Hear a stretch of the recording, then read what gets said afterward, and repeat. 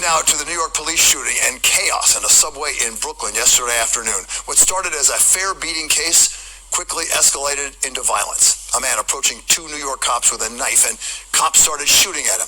This at the Sutter Avenue stop. When it was over, an officer, the suspect, and two subway riders were hit with bullets. One of those riders was struck in the head and is in critical condition. And now a mystery. What happened to the knife the suspect had? Eyewitness News reporter Darla Miles, live at Brookdale Hospital with new developments. Darla. Well, Bill, there are certain things with this shooting incident that are under internal review by the NYPD. The knife that you mentioned, the knife used to threaten officers in this shooting incident, well, that was stolen from the crime scene. They're looking for that suspect and trying to recover the knife. You also had two tasers that were deployed. Neither of them worked. You have an NYPD officer recovering here at Brookdale Hospital from a gunshot wound from a fellow officer. And all of this, the root of all of this is a $2.90 subway fare. He got shot too? He got shot, the cop got shot too? The NYPD using this cell phone video to investigate the actions of their own rank and file.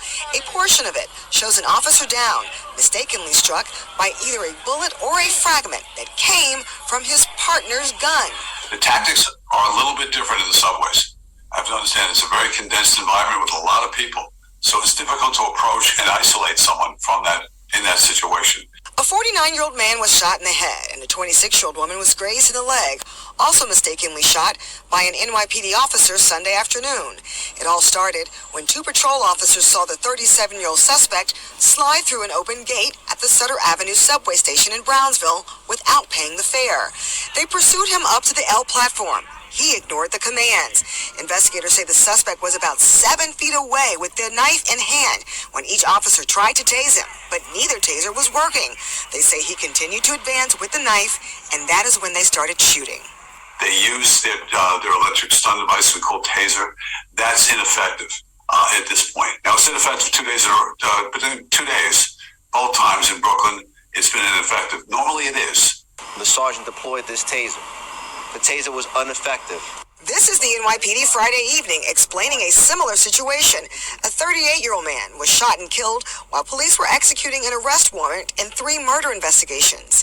They say the taser failed while he was holding a knife and they opened fire.